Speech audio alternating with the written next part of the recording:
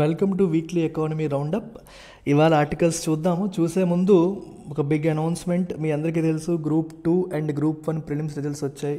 Group 2 aspirants కోసం group 2 mains course, group 1 aspirants కోసం group 1 mains classes కూడా మనం అందుబాటులో ఉంచాం as per latest pattern, latest syllabus ప్రకారం.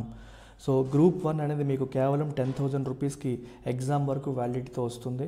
గ్రూప్ 2 అనేది మీకు 5,000 రూపీస్కి లైఫ్ టైం వ్యాలిడిటీతో వస్తుంది. సో రెండు కూడా మీరు యూజ్ చేసుకోవచ్చు. ఈ నెంబర్కి మీరు కాంటాక్ట్ చేయండి.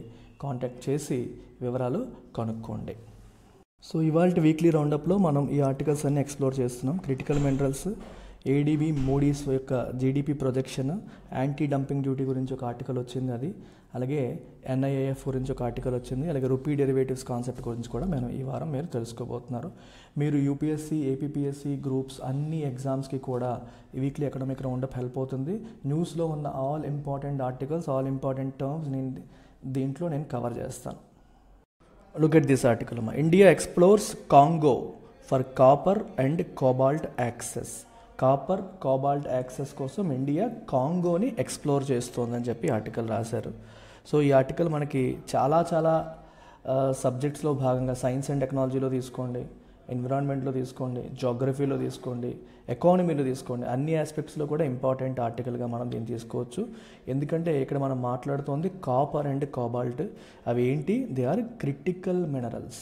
క్రిటికల్ మినరల్స్ అనేది ఈ మధ్య ఎక్కువగా న్యూస్లో వస్తున్న పదం, critical minerals. So critical minerals అంటే ఏంటి? వేటిని క్రిటికల్ మినరల్స్గా డిఫైన్ చేస్తారు? ఇండియాలో ఎన్ని మినరల్స్ని క్రిటికల్ మినరల్స్గా డిఫైన్ చేసింది? ఇలాంటి ఆస్పెక్ట్స్ మనకి ఎగ్జామ్ పాయింట్ ఆఫ్ వ్యూలో ఉపయోగపడతాయి. First of all, what are critical minerals? ఏ మినరల్స్ అయితే మన ఎకనామిక్ డెవలప్మెంట్కి బాగా హెల్ప్ అవుతాయో, ఏ మినరల్స్ అయితే మన ఎకనామిక్ డెవలప్మెంట్కి బాగా హెల్ప్ అవుతాయో, అలాగే ఏవైతే మన నేషనల్ సెక్యూరిటీ పాయింట్ ఆఫ్ వ్యూలో చాలా ఇంపార్టెంటో, అలాగే వేటి యాక్సెస్ మనకి లేకపోతే, వేటి అవైలబిలిటీ మనకి లేకపోతే అది మనకి సప్లై చైన్ రిస్క్కి దారితీస్తుందో, సప్లై చైన్ రిస్క్ చాలా ఇంపార్టెంట్ పాయింట్ ఉంటుందో, అలాంటి వాటిని మనం ఏమంటాం? క్రిటికల్ మినరల్స్ అని చెప్పేసి అంటాం. సో జాగ్రత్తగా వినండి, అర్థం కాకపోతే మరొకసారి చెప్తాను. క్రిటికల్ మినరల్స్ అని చెప్పేసి అంటాం. అంటే ఫర్ ఎగ్జాంపుల్, కొన్ని రకాల మినరల్స్ మన దగ్గర అవైలబిలిటీ లేదు, కానీ ఒక పర్టికులర్ ప్రాంతంలోనే విపరీతంగా అవైలబుల్గా ఉన్నాయి. So there is a concentration of extraction. అంటే కొన్ని ఏరియాల్లో మాత్రమే అవి దొరుకుతున్నాయి, ఆ ఏరియాకి మనకి యాక్సెస్ లేదు. కానీ ఆ క్రిటికల్ మినరల్ లేకపోతే భారతదేశపు పురోగమనం లేదా ఎకనామిక్ డెవలప్మెంట్ దెబ్బతినే అవకాశం ఉంది. మీకు ఫర్ ఎగ్జాంపుల్, ఇప్పుడంతా కూడా ఎలక్ట్రిక్ వెహికల్స్ జమానా నడుస్తుంది. ఎలక్ట్రిక్ వెహికల్స్లో ఎక్కువగా మనకి గ్రాఫైట్ బ్యాటరీస్ వాడతారు. ఆ బ్యాటరీస్లో గ్రాఫైట్ అనేది చాలా ఇంపార్టెంట్ క్రిటికల్ మినరల్. సో మన దేశానికి గ్రాఫైట్ యాక్సెస్ ఎనఫ్ లేదు అనుకోండి. సో గ్రాఫైట్ యాక్సెస్ ఉన్న కొన్ని కంట్రీస్తో మనకి సరైన రిలేషన్ లేదనుకోండి, ఆ కంట్రీస్ పైన చైనా మంచి పట్టు సాధించింది అనుకోండి, అప్పుడు ఏమవుతుంది? మనం ఈ ప్రయాణంలో వెనకబడిపోతాం.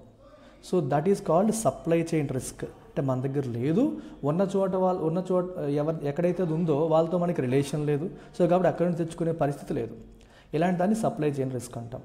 సో ఇట్లాంటి పారామీటర్స్ అన్నీ వేటికైతే ఎక్కువ ఉంటాయో అలాంటి మినరల్స్ని క్రిటికల్ మినరల్స్ అని చెప్పి అంటారు. సో క్రిటికల్ మినరల్గా ఒకదాన్ని మనం ఐడెంటిఫై చేస్తే, సో దానిపైన ఐదర్ మనకి అది ఇండియాలోనే అందుబాటులో ఉండాలి, లేదా అది అందుబాటులో ఉన్న కంట్రీతో మనకి రిలేషన్ ఉండాలి. వాళ్ళు మనకి సప్లై చేసేలాగా, లేదా మనమే అక్కడికి వెళ్ళి ఎక్స్ప్లోరేషన్ చేసి వాటిని ఎక్స్ట్రాక్ట్ చేసే పర్మిషన్ ఆ కంట్రీ దగ్గర మనం తీసుకోవాలి. ఓకే, ఇది చాలా ఇంపార్టెంట్ ఆస్పెక్ట్, మీరు గుర్తుపెట్టుకోండి. రెండోది, ఇండియాలో లాస్ట్ ఇయర్ అంటే 2023లో ఏం జరిగిందంటే, మనకి ఒక expert committee under ministry of mines. So ministry of మైన్స్కి చెందిన ఒక ఎక్స్పర్ట్ కమిటీ 30 క్రిటికల్ మినరల్స్ని ఐడెంటిఫై చేసింది. సో మీకు బిట్ రూపంలో అడిగితే ఇలా అడుగుతారు, 30 క్రిటికల్ మినరల్స్ని ఐడెంటిఫై చేయడం అనేది జరిగింది. సో ప్రతి దేశానికి సేమ్ మినరల్ క్రిటికల్ మినరల్ అవుతుందంటే అవ్వదు. ఫర్ ఎగ్జాంపుల్, ఒక పర్టికులర్ మినరల్ ఇండియాలో బాగా ఎక్కువగా అవైలబుల్గా ఉంది, కానీ యూఎస్లో లేదు. సో యూఎస్కి దాని రిక్వైర్మెంట్ చాలా ఎక్కువ ఉంది. So they might identify it as a critical mineral. India might not identify. India మనకి అబండెంట్ అవైలబిలిటీ మనకు ఉంది కాబట్టి మనం దానికి ఇంపార్టెన్స్ ఇవ్వకు. అది మన దగ్గరే ఉంది కాబట్టి మనకి ఆ టెన్షన్ లేకపోవచ్చు. సో ప్రతి కంట్రీకి పారామీటర్స్ మారిపోతాయి. ప్రతి కంట్రీకి సేమ్ మినరల్స్ క్రిటికల్ మినరల్స్ అవ్వాల్సిన అవసరం లేదు. ఇప్పుడు మీరు యూకే తీసుకున్నారనుకోండి, యూకే ఒక 18 మినరల్స్ని క్రిటికల్ మినరల్స్గా డిక్లేర్ చేసింది. యూరోపియన్ యూనియన్ ఓవరాల్గా తీసుకుంటే 34, కెనడా తీసుకుంటే మనకి 31, జపాన్ ఒక 31 మినరల్స్ని క్రిటికల్ మినరల్గా డిక్లేర్ చేయడం జరిగింది. అలాగే United states of India, United states of America, US వచ్చేసి 50 మినరల్స్ని క్రిటికల్ మినరల్స్గా డిక్లేర్ చేసింది. ఇండియా వచ్చేసి 30 మినరల్స్ని క్రిటికల్ మినరల్స్గా డిక్లేర్ చేయడం అనేది జరిగింది. ఇది ఎవరు చేశారు? Expert committee under ministry of mines. ఇదే ఎక్స్పర్ట్ కమిటీ ఏం చెప్పిందంటే మనకి ఒక centre of excellence for critical minerals అనేది ఏర్పాటు చేయమని చెప్పింది. It has suggested creation of centre of excellence for critical minerals under same ministry of mines. ఇదే మినిస్ట్రీ ఆఫ్ మైన్స్ కింద మీరు ఒక సెంటర్ ఆఫ్ ఎక్సలెన్స్ క్రియేట్ చేయండి అని చెప్పడం కూడా జరిగింది. సో సిఈసిఎం పని ఏంటంటే ఈ క్రిటికల్ మినరల్స్ లిస్ట్ని పీరియాడికల్గా అప్డేట్ చేయడము, స్ట్రాటజీని టైం టు టైం అప్డేట్ చేయడం. సో ఎప్పటికప్పుడు ఈ లిస్ట్ని అప్డేట్, కొత్తగా ఏమైనా యాడ్ చేస్తామా, సో ఈ 30తో ఫిక్స్ అయిపోతుందని అనుకోకూడదు, కొత్తగా ఏవైనా యాడ్ అవ్వచ్చు. అట్ ద సేమ్ టైం ఈ స్ట్రాటజీ కూడా టైం టు టైం వాళ్ళు నోటిఫై చేస్తారు అని చెప్పేసి ఇలాంటి దాన్ని యాడ్ చేయమని, క్రియేట్ చేయమని ఎక్స్పర్ట్ కమిటీ చెప్పింది. సో ఇది background. Now come back to the article. So article ఏం చెప్తుంది? India will tap Congo for critical mineral access, mostly copper and cobalt. Copper and cobalt కోసం ఇండియా కాంగోని ట్యాప్ చేయబోతుంది. So Congo వాళ్ళతో మన వాళ్ళు ఒక ఎంఓయూ కూడా షేర్ చేశారు, డెమోక్రాటిక్ రిపబ్లిక్ ఆఫ్ కాంగోతో. సో ఈ ఎంఓయూ వల్ల ఏమవుతుంది? It will allow India to conduct mineral exploration and commercial offtake in case of successful finds. So కాంగోలో ఉంది అని మన ఉద్దేశం ఏంటి? కోబాల్ట్ మరియు కాపర్. సో మనం ఎక్స్ప్లోర్ చేస్తాం. ఎక్స్ప్లోర్ చేసి లక్కీగా మనకి దొరికింది అనుకోండి, వాటిని ఇండియా ఉపయోగించుకునేలాగా వాళ్ళతో అగ్రిమెంట్ అనేది చేసుకోబోతున్నారు. ఓకేనా? చేసుకోబోతున్నారు. రీసెంట్గా మీకు గుర్తుంటే అర్జెంటీనాలో లిథియం బ్లాక్స్ కోసం సిమిలర్గా మనం ఒక ఎంఓఈ చేసుకున్నాం. అర్జెంటీనాలో లిథియం ఎక్కువగా ఉందని చెప్పి మనకు అనిపించి వాళ్ళతో మనం ఒక ఎంఓఈ చేసుకొని అర్జెంటీనా దగ్గర మనం ఈ లిథియం బ్లాక్స్ కోసం ప్రయత్నం చేయడం అనేది జరిగింది. Okay, right. So this is the news. ఇప్పుడు చూడండి, కాపరు కోబాల్ట్ చూడండి. Copper and cobalt have been identified as critical minerals by Indian government last year. Copper దేనికి వాడతారు? Is used in power cables, wind turbines, electric vehicles and solar panels and is the key material for energy transition. Cobalt is a key battery material, car battery metal with Congo being the largest supplier. ఎక్కువ కాంగోలో ఉన్నాయి cobalt. So ఈ రెండు కూడా మనకి చాలా చాలా important. మీరు గమనిస్తే రెండిట్లో కూడా ఎలక్ట్రిక్ వెహికల్ అనే పదం కనిపిస్తుంది. ఈ రెండు, కోబాల్ట్ ఏమో కార్ బ్యాటరీలో వాడతారు, కాపర్ ఏమో ఎలక్ట్రిక్ వెహికల్స్లో రెగ్యులర్గా వాడతారు. ఇది ఒక మేజర్ జమానా ప్రజెంట్ నడుస్తుంది. రెండిట్లో కూడా మనకి ఉపయోగపడతాయి. ఈ ఆర్టికల్ చూడండి అమ్మా. Moody's analytics says India's GDP to grow at 6.1% in 2024. 2024 ఆర్థిక సంవత్సరంలో ఇండియా యొక్క జీడిపి 6.1% గ్రో అవుతుంది అని చెప్పి చెప్పడం జరిగింది. 2023లో 7.7% గ్రో అయితే దానికంటే ఈసారి 6.1% ఉండబోతోంది అని చెప్పి చెప్పడం జరిగింది. సో ఒక రకంగా ఈ ప్రొజెక్షన్ అనేది అంత బాగాలేదు. అండ్ ఇంకా చూస్తే ఇక్కడ with respect to inflation, Moody's unit set that outlook for China and India is more uncertain. చైనాకి ఇండియాకి ఇన్ఫ్లేషన్ అవుట్లుక్ అనేది అంత బాగాలేదు. ఇన్ఫ్లేషన్ అవుట్లుక్ అనేది బాగాలేదు అనేది కూడా క్లియర్గా చెప్పాలి. అంటే అన్సర్టన్గా ఉంది, క్లారిటీ లేదు, ఎలా ఉంటుంది అనేది మనం చెప్పే పొజిషన్లో మనం లేం. అయితే ఇక్కడ మీరు మూడీస్ అనే సంస్థ గురించి మనం మాట్లాడుతున్నాం. ఏంటి సంస్థ అంత ఇంపార్టెంటా, దీని గురించి మనం అంత చూడాల్సిన అవసరం ఉందా అంటే ఉంది. మూడీస్ అనేది internationally acclaimed credit rating agency. It is a credit rating agency. అంటే ప్రపంచవ్యాప్తంగా కంట్రీస్కి క్రెడిట్ రేటింగ్ మూడీస్ ఇస్తుంది. It gives credit rating to different countries across the world. So credit rating అంటే అర్థం ఏంటి? ఆ కంట్రీలో జీడిపి గ్రోత్ ఎలా ఉంది, ఆ కంట్రీ యొక్క డెట్ లెవెల్స్ ఎలా ఉన్నాయి, ఆ కంట్రీలో ఇన్వెస్ట్మెంట్ అట్మాస్ఫియర్ ఎలా ఉంది, ఇలా డిఫరెంట్ పారామీటర్స్, ఎంప్లాయ్మెంట్, పోవర్టీ, చాలా ఆస్పెక్ట్స్ని చెక్ చేసి ఆ కంట్రీ యొక్క క్రెడిట్ ప్రొఫైల్ని అసెస్ చేసి వీళ్ళు రేటింగ్ ఇస్తారు. సో రేటింగ్ బాగుంది అంటే ఆ కంట్రీ చాలా ఎకనామికల్గా బాగుంది అని అర్థం. సో ఆ కంట్రీ ఇష్యూ చేసే బాండ్స్లో ఎవరన్నా పెట్టుబడి పెడితే సేఫ్టీ ఉంటుంది అని అర్థం. క్రెడిట్ రేటింగ్ బాగుందని అర్థం ఏంటి? వాళ్ళు ఎప్పుడైనా సరే వాళ్ళకి అప్పు ఇవ్వచ్చు అని అర్థం. క్రెడిట్ రేటింగ్ బాగుండేవాడికి మనం అప్పు ఇవ్వచ్చు సింపుల్గా. కంట్రీకి అప్పు ఇవ్వడం ఏంటని మీరు అనుకోవచ్చు. కంట్రీకి డబ్బులు అవసరమైనప్పుడు ఏం చేస్తాయి కంట్రీస్? బాండ్స్ ఇష్యూ చేస్తాయి. మరి బాండ్స్ ఇష్యూ చేసినప్పుడు కొనే వాళ్ళందరూ కంట్రీకి అప్పు ఇచ్చినట్టే కదా, అలా అర్థం చేసుకోవాలన్నమాట. సో క్రెడిట్ రేటింగ్ బాగుంటే కంట్రీకి బాండ్స్ ఇష్యూ చేసేటప్పుడు ఎక్కువ మంది పెట్టుబడి పెట్టడానికి అవకాశం ఉంటుంది. ప్లస్ తక్కువ వడ్డీకి వాళ్ళు బాండ్ ఇష్యూ చేసే అవకాశం కూడా లభిస్తుంది. Because the agencies are saying the country is safe, their credit rating is robust అని అర్థం. సో అలాగే మూడీస్, S&P, ఫిచ్, ఈ 3 కూడా internationally acclaimed credit rating agencies. Different countries కూడా క్రెడిట్ రేటింగ్ ఇస్తూ ఉంటాయి. కాబట్టి వాళ్ళు చేసిన మన జీడిపి ఫోర్కాస్ట్ మనం నెగ్లెక్ట్ చేయడానికి లేదు. సిమిలర్గా ADB బ్యాంక్, మనకి ఏషియన్ డెవలప్మెంట్ బ్యాంక్ వాళ్ళు కూడా ఇండియా జీడిపి ఫోర్కాస్ట్ అనేది చేశారు. అందుకే 2 ఆర్టికల్స్ కలిపి మీకు ఒకేసారి చూపిస్తున్నాను. సో వీళ్ళు ఏమంటున్నారంటే ఇండియా యొక్క ఎకానమీ ఒకసారి 7%, ఈ సంవత్సరం 7% గ్రో అవుతుంది. ఓకే, నెక్స్ట్ ఇయర్ 25-26, 24-25 కదా ప్రజెంట్ ఫైనాన్షియల్ ఇయర్, ఈ ఫైనాన్షియల్ ఇయర్లో 7% గ్రో అవుతుంది. నెక్స్ట్ ఫైనాన్షియల్ ఇయర్ 25-26లో 7.2%కి పెరుగుతుంది అని చెప్పారు. అలాగే ఇన్ఫ్లేషన్ వచ్చేసరికి ఈ సంవత్సరం 4.6% ఉండబోతుంది. నెక్స్ట్ ఫైనాన్షియల్ ఇయర్ 4.5% ఉండబోతుంది అని చెప్పి వాళ్ళు ఎస్టిమేషన్ చేశారు. అయితే మోర్ దాన్ ద ఎస్టిమేట్స్ వాళ్ళు చెప్తున్న మెయిన్ పాయింట్ ఏంటి? మీకు హెడ్లైన్లో ఇచ్చిన పాయింట్ చూడండి. India to face the most impact if US interest rates persist. United states of అమెరికాలో వడ్డీ రేట్లు ప్రజెంట్ ఎక్కువ ఉన్నాయి. అక్కడ హై ఇంట్రెస్ట్ రేట్స్ అనేవి కంటిన్యూ అయితే, యునైటెడ్ స్టేట్స్ ఆఫ్ అమెరికాలో హై ఇంట్రెస్ట్ రేట్స్ అనేవి కంటిన్యూ అయితే అది ఇండియాకి ఇంపాక్ట్ క్రియేట్ చేస్తుంది. దానివల్ల ఇండియా నెగిటివ్గా ఇంపాక్ట్ అవుతుందని చెప్పి కూడా ADB ఉంటుంది. ఎందుకని మీరు ఒకసారి ఆలోచించండి. If you are an international investor, మీరు ఒక ఇంటర్నేషనల్ ఇన్వెస్టర్ అయితే ఇక్కడ యునైటెడ్ స్టేట్స్ ఆఫ్ అమెరికా ఉంది, ఇక్కడ ఇండియా ఉంది. సో మీరు ఆల్రెడీ ఇండియాలో కొంత పెట్టుబడి పెట్టారు. ఇండియాలో మీ డాలర్స్ తీసుకొచ్చి వాటిని రూపీస్ కింద మార్చి ఇండియాలో పెట్టుబడి పెట్టారు. యునైటెడ్ స్టేట్స్ ఆఫ్ అమెరికాలో వడ్డీ రేట్లు చాలా అట్రాక్టివ్గా ఉన్నాయి, ఎక్కువ ఉంటే ఇన్వెస్టర్కి అది అట్రాక్టివ్గా ఉన్నట్టు కదా, ఎక్కువ ఉంటే ఇన్వెస్టర్ పాయింట్ ఆఫ్ వ్యూలో అట్రాక్టివ్గా ఉన్నట్టు. సో అలాంటప్పుడు వాళ్ళు ఏం చేస్తారు? They might pull out the money from India and move it to US.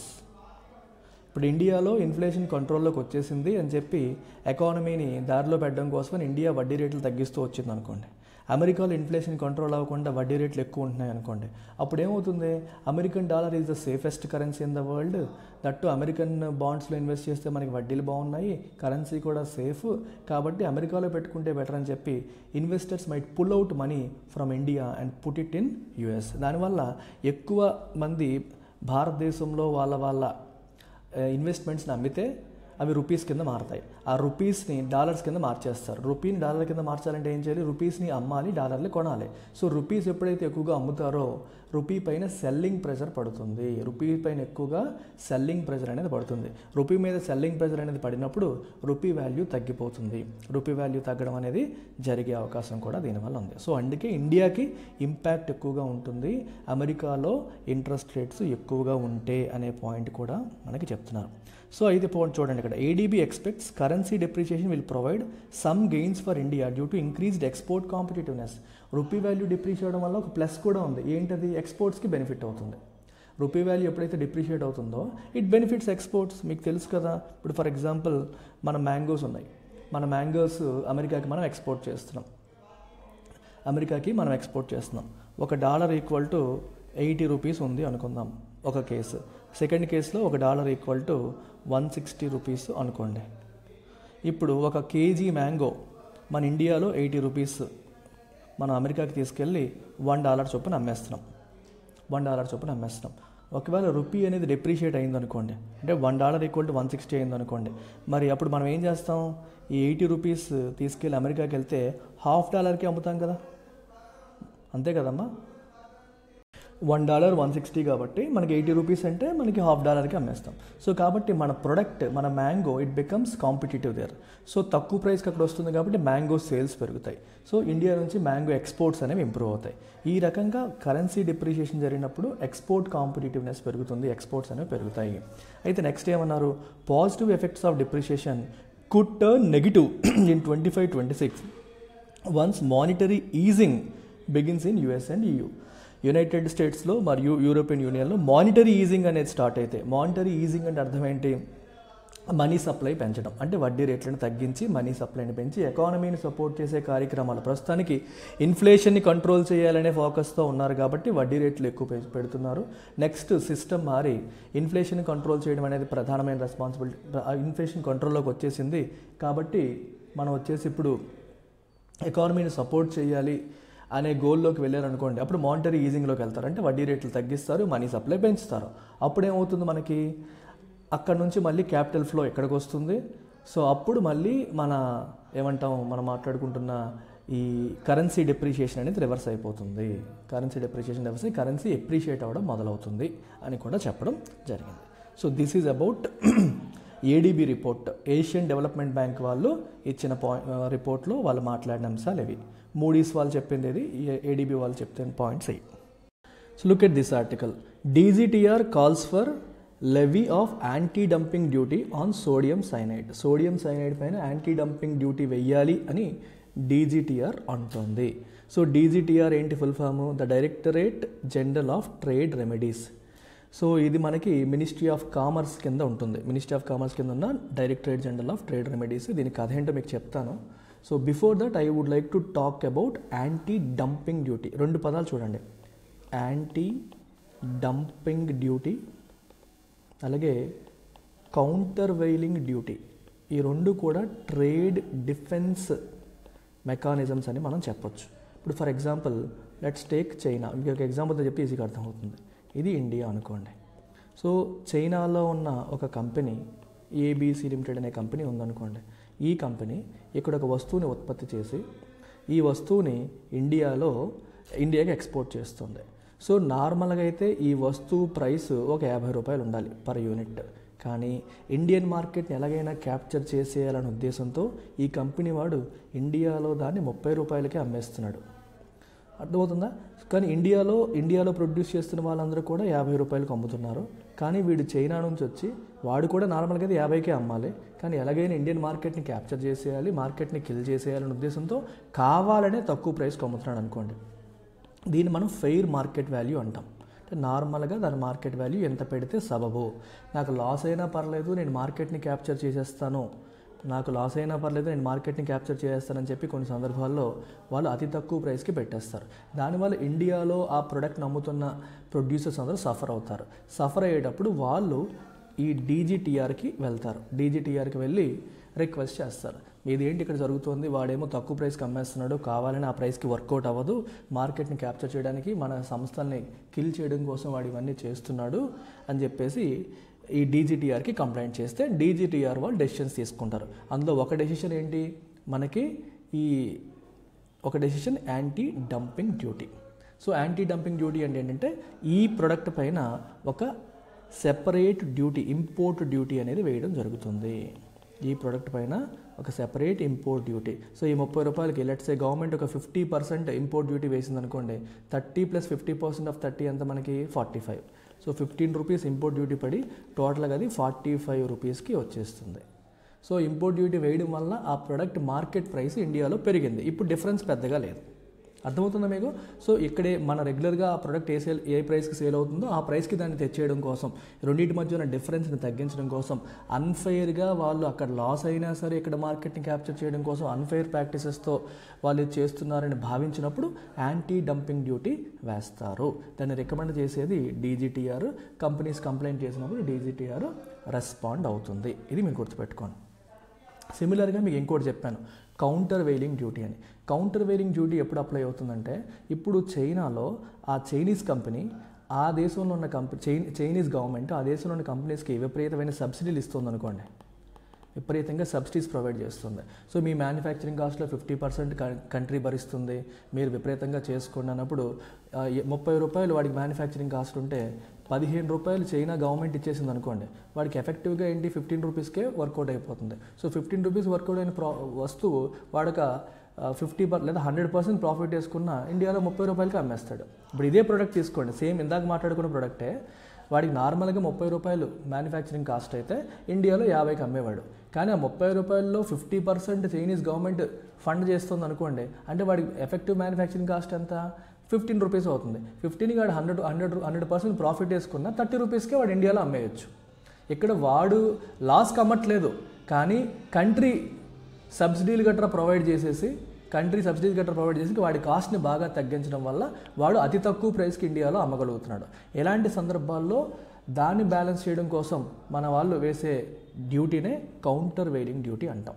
So anti dumping duty ఎప్పుడవుతుంది, ఆ పర్టికులర్ కంపెనీ వాళ్ళు కావచ్చు, వాటెవర్ వాళ్ళు కావచ్చు, వాళ్ళు లాస్ వచ్చినా పర్లేదు, నేను మార్కెట్ని క్యాప్చర్ చేస్తానని చెప్పి ఫెయిర్ మార్కెట్ వాల్యూ కంటే తక్కువ ప్రైస్కి కావాలనే అమ్మితే దానివల్ల వచ్చిన నష్టాన్ని భర్తీ చేయడం కోసం, మన ఇండియన్ కంపెనీస్కి వచ్చే నష్టాన్ని భర్తీ చేయడం కోసం వేసే డ్యూటీ యాంటీ డంపింగ్ డ్యూటీ.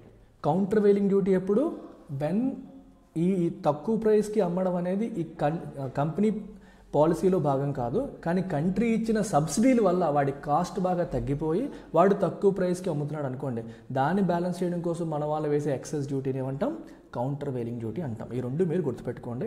ఇప్పుడు వీటిపైన డెసిషన్స్ తీసుకునేది ఎవరంటే డీజీటీఆర్. సో కంపెనీస్ వీళ్ళకి కంప్లైంట్ చేస్తే ఈ డీజీటీఆర్ డిసైడ్ చేస్తుంది. ఇప్పుడు సోడియం సైనైడ్ గురించి మాట్లాడారు. ఈ సోడియం సైనైడ్ ఎక్కడ వాడతారంటే extraction of gold and silver from their respective ores. Gold ore నుంచి గోల్డ్ని, సిల్వర్ ఓర్ నుంచి సిల్వర్ని ఎక్స్ట్రాక్ట్ చేయడానికి సోడియం సైనైడ్ అనేది వాడతారు. ఇంకా చాలా సందర్భాల్లో వాడతారనమాట. సో వీళ్ళు యాంటీ డంపింగ్ ఇన్వెస్టిగేషన్ వాళ్ళు మన డీజీటీఆర్ వాళ్ళు చేశారు. ఎందుకంటే Hindustan Chemicals company, United Phosphorus committee ఈ రెండు కూడా అప్లికేషన్ పెట్టాయి వీళ్ళు డంపింగ్ చేస్తున్నారు అని చెప్పేసి. అందుకని చెప్పి వీళ్ళు ఇన్వెస్టిగేషన్ చేసి ఈరోజు దానిపైన యాంటీ డంపింగ్ డ్యూటీ వెయ్యాలి అని చెప్పి నిర్ణయాలు తీసుకోవడం జరిగింది. ఇది story of this article. Static point of వ్యూలో మీరు యాంటీ డంపింగ్ డ్యూటీ అంటే ఏంటి, కౌంటర్ వెయిలింగ్ డ్యూటీ అంటే ఏంటో తెలుసుకోవాలి. So look at this article. NIIF invests $200 million in iBus to expand digital infrastructure. So digital ఇన్ఫ్రాస్ట్రక్చర్ని ఎక్స్పాండ్ చేయడానికి iBusలో $200 million NIIF ఇన్వెస్ట్ చేసిందని చెప్పి చెప్తున్నారు. అసలు NIIF అంటే అర్థం ఏంటి, ఇక్కడ రాశారు the national investment and infrastructure fund limited.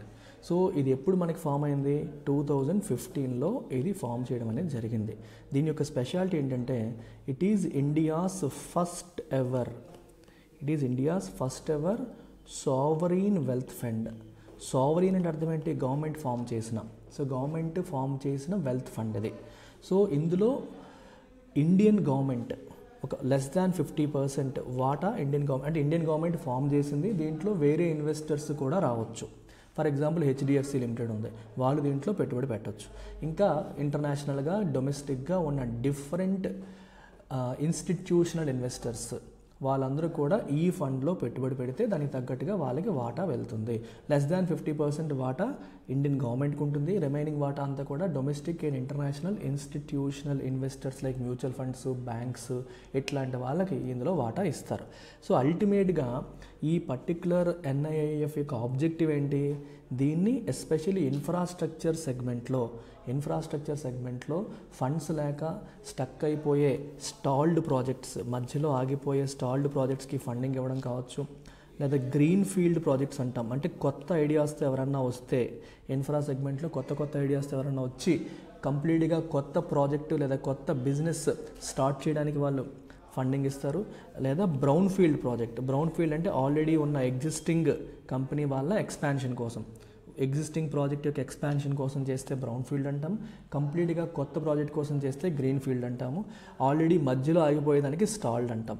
ఇట్లాంటి ఇన్ఫ్రాస్ట్రక్చర్ స్పేస్లో ఇటువంటి ప్రాజెక్ట్స్కి ఫండింగ్ సపోర్ట్ ఇవ్వడం అనేది NIIF యొక్క ప్రధానమైన objective. So India is a growing country. మరి గ్రోయింగ్ కంట్రీలో ఇన్ఫ్రాస్ట్రక్చర్ స్పేస్ అనేది చాలా చాలా ఇంపార్టెంట్. మరి ఆ స్పేస్లో ఫండింగ్ అందించడం అనేది ప్రధాన కర్తవ్యంగా ఎన్ఐఐఎఫ్ పనిచేస్తుంది. దాంట్లో Indian government is one shareholder, అదే యాంకర్ చేస్తుంది, అందరినీ కోఆర్డినేట్ చేసేది Indian government. Additionally there are domestic and international investors also. Investors అంటే ఇండివిజువల్స్ కాదు, ఇన్స్టిట్యూషనల్ ఇన్వెస్టర్స్. దీని యొక్క బ్యూటీ ఏంటంటే it is India's first ever sovereign wealth fund. ఎప్పుడైనా సరే సావరీన్ అనే పదం చూడగానే మీకు ఏం గుర్తు రావాలి? బై గవర్నమెంట్ అని అర్థం. సావరీన్ వెల్త్ ఫండ్ అనమాట. This is about NIIF. So ఈ ఎన్ఐఐఎఫ్ ఇప్పుడు ఐబస్ అనే ఆర్గనైజేషన్లో $200 million ఇన్వెస్ట్ చేసింది టు ఎక్స్పాండ్ డిజిటల్. ఈ ఐబస్ అనేది మనకి ఇంపార్టెంట్ కాదు, బట్ ఎన్ఐఐఎఫ్ అనేది మనకి చాలా చాలా ఇంపార్టెంట్. ఇది సెబీ గైడ్లైన్స్ ప్రకారం ఆల్టర్నేటివ్ ఇన్వెస్ట్మెంట్ ఫండ్గా రిజిస్టర్ చేయబడింది. Registered as alternative investment fund. Alternative investment funds గురించి నేను ఆల్రెడీ మన యూట్యూబ్ ఛానల్లో వీడియో చేశాను. సో ఏఐఎఫ్ ఎల్టీఎక్స్ క్లాస్ అని కొట్టండి, లేదా alternative investment funds LTX class అని కొడితే మీకు వీడియో వస్తుంది. ఒకసారి వాటి గురించి డీటెయిల్డ్గా చెక్ చేసుకోండి. Look at this article. Banks must play big role in rupee derivatives. Banks must play big role in rupee derivatives అని ఆర్బీఐ గవర్నర్ శక్తికాంత దాస్ అన్నారు. మరి రూపీ డెరివేటివ్స్ అంటే అర్థం ఏంటి? మరి అలాంటి టెక్నికల్ వర్డ్స్ వచ్చాయంటే ఖచ్చితంగా మీరు వాటి గురించి తెలుసుకోవాల్సిన అవసరం ఉంటుంది. సో చాలా చాలా ఇంపార్టెంట్ కీవర్డ్ అది. సో దాన్ని నేను కొంచెం మీకు అర్థమయ్యే భాషలో చెప్పడానికి ట్రై చేస్తాను. What is a derivative? జాగ్రత్తగా వినండి, కొంచెం కాంప్లికేటెడ్ స్టఫ్ ఇది. డెరివేటివ్ అంటే అర్థం ఏంటి? డెరివేటివ్ అంటే something that derives it's value from an underlying thing. ఇప్పుడు మీకు ఒక ఎగ్జాంపుల్ చెప్తాను. ఫర్ ఎగ్జాంపుల్ రూపీ డెరివేటివ్ అని చెప్పి మనం అనుకుంటున్నాం. రూపీ డెరివేటివ్స్ ఏంటి? They are financial contracts. Rupee derivatives are financial contracts. ఈ కాంట్రాక్ట్ వాల్యూ దేని మీద డిపెండ్ అవుతుందంటే future price of Indian rupee exchange rate పైన. నేను ఎగ్జాంపుల్ చెప్పాక మీకు కంప్లీట్ క్లారిటీ వస్తుంది. ప్రస్తుతానికి కొంచెం జాగ్రత్తగా వినండి. ఇండియన్ రూపీ ఎక్స్చేంజ్ రేట్ని బేస్ చేసుకొని ఈ కాంట్రాక్ట్ వాల్యూ అనేది మారిపోతూ ఉంటుంది. మీకు ఫర్ ఎగ్జాంపుల్ ఏ అనే ఒక కంపెనీ ఉంది, ఇండియాలో ఉంది, ఓకేనా? సో బి అనే కంపెనీ యూఎస్లో ఉంది అనుకుందాం. సో ఏ అనే కంపెనీకి కొన్ని రోజుల్లో ఒక $1 lakh, ఏ అనే కంపెనీకి కొన్ని రోజుల్లో $1 lakh రాబోతున్నాయి, ఒక 1 monthలో రాబోతున్నాయి. సో ఎట్ ప్రజెంట్ $1 = 80 rupees ఉంది. కానీ ఏ భయం ఏంటంటే రేపు పొద్దున్నే 1 monthలో డాలర్ వాల్యూ పడిపోవచ్చని ఏ భయపడిపోతుంది. సో డాలర్ వాల్యూ 60 rupees అయిపోతుందేమో అన్న భయంతో ఏ ఉంది. ఒకవేళ డాలర్ వాల్యూ 60 rupees అయిపోతే మనకి $1 lakh వస్తాయి. 1 lakh × 60 అయిపోతుంది. ఇంతకుముందు 1 lakh × 80, ఇప్పుడు 1 lakh × 60 అయిపోయే పరిస్థితి వస్తుంది. సో ఇది మంచిది కాదు. నాకు $1 lakh = 80 rupeesకే సో ప్రైస్ పడిపోతుంది అన్న భయంతో so A might want to lock this price. ఏంటది? $1 = 80 rupees అనే ప్రైస్ నేను లాక్ చేసుకోవాలనుకుంది అనుకోండి. అప్పుడు ఏమవుతుంది? ఏ గెట్స్ ఇంటూ ఏ కాంట్రాక్ట్ కాల్డ్ ఫ్యూచర్స్ కాంట్రాక్ట్. ఏమంటాం దాన్ని? ఫ్యూచర్స్ కాంట్రాక్ట్ అంటాం.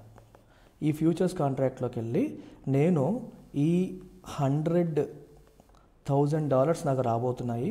ఈ $100,000ని $1 = 80 చొప్పున అంటే 100,000 × 80 ఇలా నేను అమ్ముతాను 1 month తర్వాత అని ఏ లాక్ చేసుకోవాలనుకుంటుంది. ఒకవేళ ఇంకొక కంపెనీ బి తీసుకుంటే ఈ బి అనే కంపెనీ డాలర్ వాల్యూ తగ్గడం కాదు, డాలర్ వాల్యూ ఫ్యూచర్లో పెరుగుతుంది అంటే రూపీతో పోలిస్తే డాలర్ వాల్యూ పెరుగుతుంది. సో $1 = 100 rupees అయ్యే అవకాశం ఉంది అని బి అనుకుంటుంది అనుకోండి. అప్పుడు బి ఏం చేస్తుంది? వీడేమో $1 = 100 rupees అయ్యే అవకాశం ఉన్నప్పుడు వీడేమో 80 rupeesకే నాకు డాలర్ ఇస్తా అంటున్నాడు. ఎవరు? మన ఏవాడు ఏమంటున్నాడు? 1 month తర్వాత నువ్వు 80 rupees ఇస్తే నేను డాలర్ ఇస్తాను. నా దగ్గర డాలర్స్ ఉంటాయి, నీ దగ్గర రూపీస్ ఉంటాయి. నేను 80 rupees ఇస్తాను, నాకు డాలర్స్ ఇచ్చాయి. నేను 80 rupees ఇస్తాను, నాకు డాలర్స్ ఇచ్చాయి అని చెప్పి వీడు అంటున్నాడు. నువ్వేమనుకుంటున్నావు? డాలర్ వాల్యూ $100 ఉండొచ్చు 1 month తర్వాత నువ్వు అనుకుంటున్నావు. So then he might be tempted. Tempt అవ్వచ్చు. వీడు నాకు 80 rupeesకి ఇస్తే నాకు వర్కౌట్ అవుతుంది కదా అని he might get in day contract with this person. So ఇద్దరు కలిపి ఒక మాట అనుకుంటారు. ఏంటది? 1 month తర్వాత ఏ will sell $100,000 to B and for that B will pay 80 × 100,000 ఎందుకంటే $1 = 80 రూపీస్ చొప్పున $1 = 80 రూపీస్ చొప్పున బి ఏకి పేమెంట్ చేస్తుంది. ఇలా వీళ్ళిద్దరూ ఒక ఫ్యూచర్స్ కాంట్రాక్ట్లోకి వెళ్ళిపోయారు. సో దీన్ని మనం ఒక ఎగ్జాంపుల్ ఆఫ్ రూపీ డెరివేటివ్ అనుకోవచ్చు. ఎందుకంటే it is based on the exchange rate of rupee with respect to డాలర్తో రూపీ ఎక్స్చేంజ్ రేట్ మీద బేస్ అయిన కాంట్రాక్ట్ ఇది. For example on that particular date actual date వచ్చినప్పుడు నిజంగా ఆ రోజు $= 90 రూపీస్ అయ్యింది అనుకోండి. అయినప్పటికీ కూడా ఖచ్చితంగా ఏ ప్రైస్ అయితే అనుకున్నారో ఆ ప్రైస్ ప్రకారం వాళ్ళు ఎగ్జిక్యూట్ చేయాల్సిందే. యాక్చువల్గా $= 90 రూపీస్ ఉన్నప్పటికీ వాడు $= 80 రూపీస్కి అమ్ముతానని మాట ఇచ్చాడు కాబట్టి చచ్చినట్టు 80 రూపీస్కి అమ్మాల్సిందే. సో ఈ కాంట్రాక్ట్ వల్ల ఏమయ్యాడు? ఇప్పుడు నష్టపోయాడు. ఈ కాంట్రాక్ట్ వల్ల బి ఏమయ్యాడు? లాభపడ్డాడు. ఎందుకంటే బయట మార్కెట్లో 90 రూపీస్ ఉంది, కానీ తనకి 80 రూపీస్కే $1 ఇచ్చేస్తున్నాడు. 90 రూపీస్ ఇస్తే కానీ $1 రాదు, కానీ 80 రూపీస్కే తనకి $1 ఇస్తున్నాడు కాబట్టి బీకి దీనివల్ల బెనిఫిట్ అవుతుంది. సో కాంట్రాక్ట్ యొక్క వాల్యూ అనేది, కాంట్రాక్ట్ యొక్క ప్లస్ మైనస్లు అనేవి ఎక్స్చేంజ్ రేట్ బట్టి మారిపోతూ ఉంటాయి.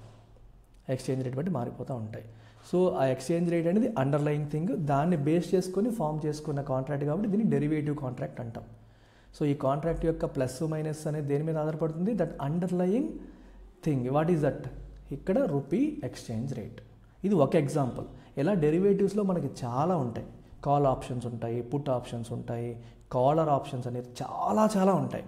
బట్ బ్రాడ్ లెవెల్లో what you need to understand as far as derivatives are concerned is they are contracts which derive value from an underlying thing మీద ఆధారపడేది. ఫర్ ఎగ్జాంపుల్ ఇప్పుడు రూపీ కాకుండా మీరు పసుపు తీసుకోండి, టర్మరిక్ ఏమో నీకు కొన్నాళ్ళకి పంట చేతికి వస్తుంది. నువ్వు ఒక రైతువి, నీకు కొన్నాళ్ళకి టర్మరిక్ చేతికి వస్తుంది. ఈరోజేమో టర్మరిక్ ఏమో $100 ఉంది. 3 నెలల తర్వాత నీకేమో టర్మరిక్ వాల్యూ పడిపోతుందేమో భయం ఉందనుకోండి, నువ్వు ప్రైస్ లాక్ చేసుకోవాలనుకోవచ్చు. సో టర్మరిక్ బయ్యర్తో నువ్వు ముందు అనుకుంటావు, నేను 3 నెలల తర్వాత నీకు $100 అమ్ముతాను, నీకు ఓకేనా అని. ఆ బయ్యర్ మైట్ థింక్ టర్మరిక్ ప్రైస్లు పెరగొచ్చు అని తను అనుకున్నాడు అనుకోండి. ఓకే, 3 నెలల తర్వాత ప్రైస్లు పెరగొచ్చు, వీడేమో మనకు తక్కువకి ఇచ్చేస్తున్నాడు, ఎందుకు వదులుకోవాలని చెప్పి తను ఓకే చేసేసుకోవచ్చు. అప్పుడు they get in to A contract called futures contract. అప్పుడు దానికి అండర్లయింగ్ థింగ్ ఏంటి? టర్మరిక్. సో ఆ ఫ్యూచర్స్ కాంట్రాక్ట్ దేని మీద బేస్ అయింది? టర్మరిక్ ప్రైస్ పైన. ఇప్పుడు ఫ్యూచర్స్ కాంట్రాక్ట్ దేనిపైన బేస్ అయింది? రూపీ పైన. సో రూపీ యొక్క ఎక్స్చేంజ్ రేట్ మీద ఆధారపడితే దాన్ని రూపీ డెరివేటివ్ అంటాము. అలా కాకుండా ఒక కమోడిటీ ప్రైస్ మీద ఆధారపడితే దాన్ని కమోడిటీ డెరివేటివ్స్ అని అంటాము, లేదా కమోడిటీ ఫ్యూచర్స్ అని చెప్పి అంటాం. సో ఆ అండర్లయింగ్ థింగ్ అనేది మారచ్చు. ఇందాకటి కేసులో రూపీ అయింది, ఈ కేసులో కమోడిటీస్ అయింది. But both are derivatives. ఎందుకు derivatives? They derive their value from that underlying thing. That is the beauty of derivatives. I hope you have understood the concept. ఈ కాన్సెప్ట్ చెప్పడం కోసమే ఈ ఆర్టికల్ చెప్పాను. మిగిలిందంతా మీకు అంత డెప్త్లో అవసరం లేదు. But you need to understand. వాళ్ళు ఏమంటారు, రూపీ డెరివేటివ్ మార్కెట్ లాంటి ఫ్యూచర్స్, ఆప్షన్స్, ఈ డెరివేటివ్ మార్కెట్లో మన ఇండియన్ బ్యాంక్స్ పెద్ద రోల్ ప్లే చేయాలి. ప్రస్తుతానికి ఇవి అంత యాక్టివ్గా దాంట్లో పార్టిసిపేట్ చేయట్లేదు అని చెప్పేసి అంటున్నారు. So that's it. UPSC aspirants, Ugadi సెలబ్రేషన్స్లో భాగంగా మీకు చాలా తక్కువ ఫీజుకి యూపీఎస్సీ ఇన్ఫినిటీ ప్రోగ్రామ్ ప్రజెంట్ అందిస్తున్నాం. మీకు అది ఆన్లైన్లో తీసుకోండి లేదా ఆఫ్లైన్లో తీసుకోండి, ఎలా తీసుకున్నా సరే చాలా తక్కువ ఫీజు అందుతుంది. రెండింటిలో కూడా లైఫ్ టైం వ్యాలిడిటీ కూడా మనం అందిస్తున్నాం. So make use of this wonderful opportunity by calling this number. Take care.